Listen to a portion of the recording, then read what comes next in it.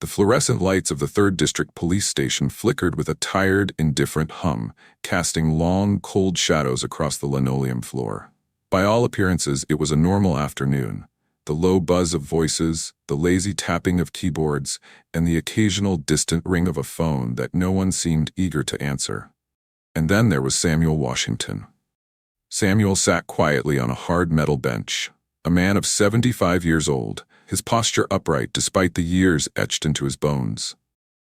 His hair, once thick and coal-black, had faded to a dignified silver white, cropped neatly in the style of an old soldier who still honored discipline, even if the world had long forgotten the meaning of it. But today, Samuel did not stand out because of his proud bearing or his quiet dignity. Today, Samuel Washington stood out because of the garish streak of bright orange spray paint running down the right side of his head, from crown to temple, staining his hair and skin like an open wound. A wound that wasn't bleeding blood, but humiliation. Across the room, leaning smugly against the reception desk, Officer Ray Miller twirled the half-empty can of spray paint in his hand like a trophy. His bored face was twisted into a half-smirk, half-sneer, soaking in the perverse satisfaction of an audience that wouldn't meet his gaze. No one said a word. The other people in the waiting room, a few civilians filling out forms, a mother clutching her toddler's hand, a teenage boy nervously glancing between his phone and the exit, all looked away, pretending they hadn't seen, pretending they hadn't heard the hiss of the spray paint or the cruel laughter that followed. Because in this place, everyone knew, standing up to a cop like Miller could cost you more than your pride. "See, old man," Miller said loudly, making sure his voice carried, as if narrating a show for the unwilling spectators. "Now you finally fit in with your neighborhood. Bright, marked, easy to spot next time you come crawling back here for help." The can clanged against the desk as he slammed it down, the sharp metallic sound making some of the civilians flinch. Miller turned away, whistling an off-key tune, already forgetting Samuel like yesterday's trash. Samuel didn't move. He sat there, hands trembling lightly in his lap, the acrid stench of paint filling his nostrils, his clean shirt stained by the dripping orange humiliation running from his hairline down his temple. His chest rose and fell steadily, but his eyes, those deep, clear brown eyes, stayed fixed forward, refusing to break. Not anger, not fear, just a devastating, crushing sadness. He didn't deserve this. No man did. Especially not a man who had bled for this country long before Officer Miller had even been born. The pain wasn't from the chemical sting of the paint against his skin. It was the deeper sting, the kind that strikes when the place meant to protect you becomes the place that humiliates you. Samuel's voice, when he finally spoke, was low and rough, like gravel underfoot. It wasn't anger that made it shake. It was the weight of a lifetime spent believing in a promise that today was broken in front of him. "Why?" He lifted his head slowly, eyes locking onto Miller's broad, grinning back. "Why would you do this to me? I only came here to ask for help." The room was so silent that even the tick of the wall clock sounded deafening. Officer Miller didn't even bother to turn around. He just shrugged lazily and muttered loud enough for everyone to hear, "Help? You people always come looking for handouts. Maybe next time you'll think twice before wasting our time." The words hit harder than the paint. Samuel closed his eyes for a brief moment, steadying himself. He could have shouted. He could have demanded justice. But Samuel Washington, soldier, survivor, father, knew better than to beg in a place that had already made up its mind about who he was. Instead, he sat back down, pulling a weathered old handkerchief from his pocket and trying, with the gentleness of a man who had seen too much, to wipe the paint from his temple. The cloth only smeared it more. From the doorway, a few newcomers entered the station, saw the scene, and hesitated, uncertain. Some turned away immediately. Others whispered. No one stepped forward. It was easier, after all, to pretend it wasn't happening. Easier to leave an old man painted in shame sitting alone beneath the fluorescent lights. The old man sat in silence, the harsh fluorescent lights of the police station humming above him, casting long shadows over the streak of bright orange paint still dripping from his silver hair. Samuel Washington, 75 years old, a war hero with 2 Purple Hearts and a silver star buried deep in a dusty wooden box back home, had just been humiliated in the most degrading way imaginable, by a man wearing a badge. The officer's name was Ray Miller. And he was back at his desk now, tapping on his keyboard like nothing had happened. Like he hadn't just sprayed industrial paint on the head of an elderly black veteran in front of a room full of silent witnesses. Samuel sat still, his trembling hands gripping a faded handkerchief as he tried to dab the paint from his skin. He didn't cry. He didn't shout. But the pain in his eyes was undeniable. In that moment of quiet devastation, he did the only thing he could think of. He pulled out his flip phone and dialed the one number that still gave him strength. "David," he said softly when his son picked up. "I'm at the 3rd District Precinct. I just needed to hear your voice." His son, Colonel David Washington, didn't ask many questions. He could hear the crack in his father's voice, the tremble, the shame buried beneath every word. "Stay right there, Dad," he said. "I'm on my way." It took less than an hour. At exactly 10:53 a.m., the door to the police station swung open. Silence swept through the waiting room like a cold front. In walked a tall, broad-shouldered black man in full military uniform. 2 silver stars glinted on his shoulders. His boots clicked on the tile floor like gunshots. Colonel David Washington didn't look around. He didn't need to. His eyes locked on his father, hunched on a plastic bench, head lowered, streaked in orange. And just like that, every ounce of composure the officer had carried through years of battlefield protocol began to crack. He crossed the room in 3 long strides, dropped to one knee beside his father, and gently placed a hand on his shoulder. "Dad," he whispered, his voice catching in his throat. "What did they do to you?" Samuel didn't respond. He just looked into his son's eyes, and that was enough. Officer Miller, who had been lounging at the counter, finally looked up. His arrogant smirk twisted into a grimace of confusion as he clocked the uniform. "Hey, you," he barked, still trying to sound like the man in charge. "You can't just walk in here like you own the place." David rose slowly, his eyes like steel. "I'm Colonel David Washington," he said. "United States Army, Pentagon Office of the Chief of Staff." The room froze. "This man," he pointed to Samuel, "is my father. A Vietnam War veteran, a Silver Star recipient, and someone in this station assaulted him." He then looked at Officer Miller, gaze narrowing. "Was it you?" Miller stammered. "What? No, he must have. He walked in like that." "I didn't." Samuel, empowered by his son's presence, finally spoke. His voice wasn't loud, but it cut through the room like a blade. "It was him. He sprayed it on me. Said it'd help us stand out." Miller took a step back. It was just a joke. I didn't mean anything." David didn't raise his voice. He didn't need to. He simply took out his military ID, placed it squarely on the counter, and said, "I want your superior, now."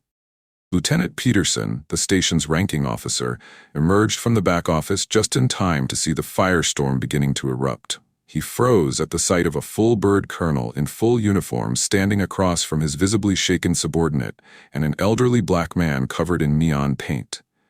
"What the hell is going on here?" he asked, eyes scanning the scene. David turned slowly.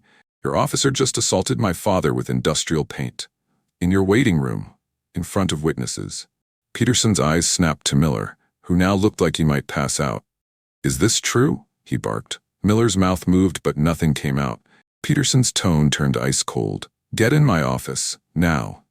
Miller disappeared faster than anyone had ever seen him move. Turning back to David and Samuel, Peterson straightened his shoulders. "Colonel Washington, Mr. Washington, I sincerely apologize. We will investigate this immediately and thoroughly." David nodded. "Then start by collecting statements. Mine, my father's, every witness in this room." And they did. Within the hour, an internal affairs investigation was launched. Every piece of evidence was cataloged: the security footage, the paint can, the eyewitness accounts. Miller tried to claim stress, said it was a misunderstanding, but the footage didn't lie. A week later, the decision came down. Officer Ray Miller was terminated. Permanently. No pension. No future in law enforcement. His name was now a warning sign for every officer who thought the badge was a license for cruelty. Chief Davis called Samuel personally. "We've removed him from the force," he said, "and on behalf of the department, I want to say, we are sorry." Samuel listened quietly. "I accept the apology," he said, "but I hope you remember, my son only showed up because I called. What happens to the people who don't have a son like mine?" That question lingered in the air long after the call ended. In the days that followed, David made time to sit with his father on the porch.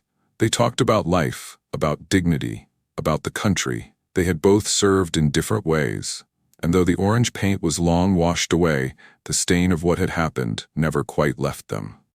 But it didn't break them either. Because that streak of paint had exposed something uglier than bigotry, it had revealed just how deep silence runs when good people look away. And now, because one man refused to stay silent, and another refused to let his father stand alone, justice had found its way back. The door to the third precinct swung open with a sharp metallic creak. Conversation stopped. A few heads turned, lazily at first, just another visitor perhaps, but then they froze. Colonel David Washington didn't walk in. He stormed in. 6'2", in full army dress uniform, polished metals gleaming across his chest, posture straight as a rifle barrel, face carved in granite. His presence alone silenced the room. His eyes scanned the room once, sharp and assessing. They landed on a frail figure seated alone at the corner bench. Samuel Washington, orange paint still streaked across his silver hair like a wound. The old man looked up, and their eyes met. "Dad?" David's voice cracked just slightly. Samuel blinked once, then nodded slowly. That one look said everything. David was at his side in seconds. He didn't care about the onlookers. Didn't care that every officer in the room now stared in stunned confusion. He kneeled beside his father, hands gently cupping his shoulders. "What happened to you?" Samuel opened his mouth, but no words came out. Instead, a slow tear traced down his weathered cheek. David looked closer, at the paint, the stains on the collar, the slumped shoulders, and something inside him ignited, a slow, cold fury. He stood, turning toward the reception desk. Behind it, Officer Ray Miller had finally stood up, suddenly realizing who had just entered. His earlier arrogance wavered, but the ingrained bravado kicked in like muscle memory. "Hey, this is a police station. You can't just... You're Officer Ray Miller?" David's voice sliced through the room like a blade. Miller blinked. "Yeah. Who's asking?" David didn't answer.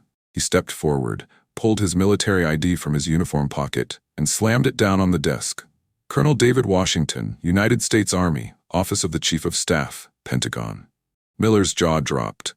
David didn't pause. He pointed directly at his father. "That man you humiliated? The man you assaulted? That's my father, Samuel Washington, Vietnam veteran, Silver Star recipient, 2 Purple Hearts."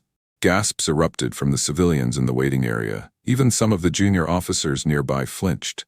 David's voice rose, not in volume, but in weight. Every syllable landed like a hammer. "You sprayed industrial paint on a decorated war hero's head? In your precinct? In front of witnesses?" Miller took a step back, visibly sweating now. I didn't know he was... Look, it was a misunderstanding." "A misunderstanding?" David took one long, deliberate step forward.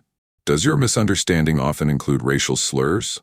Public degradation? Assault with property damage? You think being in uniform gives you the power to humiliate my father like a criminal?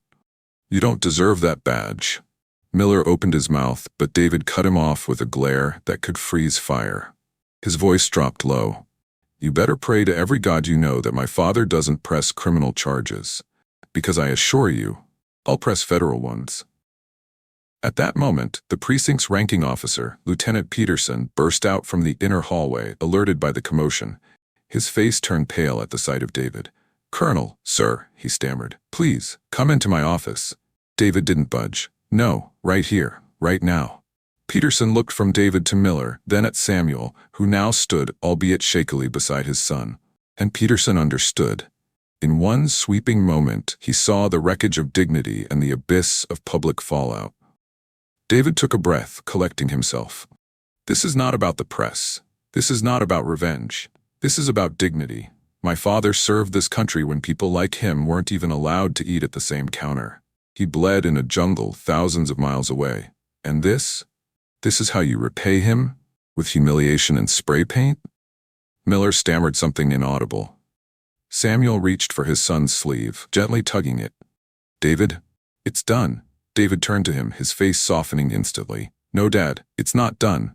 You taught me to stand up. I'm standing." Then, back to Peterson, David said firmly, "I'm demanding a formal investigation. And Officer Miller, he should be placed on administrative leave immediately." Peterson nodded gravely. Yes, sir, I will notify internal affairs myself. Miller started to protest. But sir, Peterson cut him off sharply. Enough, in my office, now. Miller slunk away, his boots no longer proud but dragging. A long, loaded silence filled the room. No one spoke. David finally turned to the civilians, many of whom had been watching in stunned silence. To every one of you who saw this, David said, voice level, thank you for not looking away now. I urge you, stand with justice, not fear. Then, gently, he turned back to his father. Let's go home. They left the precinct side by side, one old, one young, one broken, one burning, but together. And behind them, for the first time that day, the waiting room broke into quiet applause. The sun was setting over the quiet rooftops of Samuel Washington's neighborhood, casting a warm, golden light across his now repaired garden. The tomatoes, once trampled and stolen, had been replanted by neighbors and local volunteers. His fence, stronger than before, now bore a small handmade sign that read simply, "Thank you for your service, Mr. Washington." But the wounds left behind by Officer Miller's cruelty were deeper than soil and wood. They were not just personal, they were communal, moral, and institutional. That same evening, the formal legal process was already underway. Internal Affairs had completed its investigation, and now the district attorney's office had filed criminal charges against Officer Ray Miller. Assault on a senior citizen, abuse of power under the color of authority, hate crime enhancements, and violation of civil rights under federal statute. The evidence was overwhelming. The security footage, the forensic analysis of the spray paint, the dozens of witness testimonies, including those from civilians in the waiting room, and of course, the unwavering, corroborated accounts from Colonel David Washington and his father. In the courtroom, Ray Miller sat with his head down. Gone was the smug grin, the careless cruelty. He looked smaller now, not just because he no longer wore a badge, but because he was finally seen for what he was. A man who wielded power like a weapon against the very people he swore to protect. When the judge read the charges, his voice was clear and deliberate. This court finds that Officer Raymond Miller acted not just with malice, but with a callous disregard for the dignity of another human being, an elderly man, a war veteran, a citizen who deserved respect, not humiliation. The jury deliberated for less than 3 hours. The verdict was unanimous, guilty on all counts. Miller was sentenced to 7 years in state prison with no possibility of parole for the first 4. The judge added an additional penalty. Miller would be permanently barred from working in law enforcement, security, or any position of public trust. He would also be listed in a federal database of officers discharged for misconduct so that his record could never again be erased. Outside the courtroom, reporters swarmed for comment, but neither Samuel nor his son made a speech. They didn't need to. Justice had spoken. In the weeks that followed, something began to shift in the city. First, at the precinct itself. The 3rd District Police Station, once known for apathy and neglect, underwent a complete internal overhaul. A new precinct commander was appointed, with a mandate to rebuild community trust. Bias training and accountability workshops became mandatory for every officer. A community advisory board was formed, made up of civilians, veterans, pastors, and teachers, who reviewed complaints and officer conduct cases quarterly. Most notable of all, the department issued a public apology, not only to Samuel Washington, but to the entire community. That apology was aired on local television and published in major newspapers, with the police chief stating, "No man should ever be made to feel less than human inside the walls of a police station." Mr. Washington deserved better. This community deserves better, and we promise to do better. For Samuel, those words didn't erase what had happened, but they mattered. One afternoon, standing in his garden, he received a knock at his door. A young black officer, newly assigned to the neighborhood, stood nervously on the porch. "Sir," he said, "I just wanted to say, my dad served in Vietnam too, and I'm sorry for what that officer did. I became a cop because I wanted to protect people like you. If there's ever anything I can do, I'm here." Samuel looked at the young man, saw the sincerity in his eyes. He nodded once. "Thank you, son. Just treat people right. That's all any of us ask." Meanwhile, at a local high school, a social studies teacher named Miss Alvarez used Samuel's story in her civics class. The students had watched the news. They'd seen the video, heard the audio, and read the headlines. But missed, Alvarez wanted them to understand why it mattered. Justice, she said, writing the word on the board, is not just about courts and laws. It's about how we treat each other when no one's watching. It's about what we do when the system is used to harm instead of help. She invited Samuel to speak to the class. He hesitated at first, but agreed. When he walked into that classroom, every student stood, just like a courtroom rises for a judge. He told them the truth. Not just about the paint, or the pain, or the humiliation, but about the service. About the battles he'd fought, not just overseas, but right here, at home. He ended by saying, "They sprayed paint on my head like I was less than a man. But my son, he showed the world that we all have worth. That dignity isn't something you get from a badge or a title. It's something you carry in your spine, even when people try to break it." When he finished, the room was silent.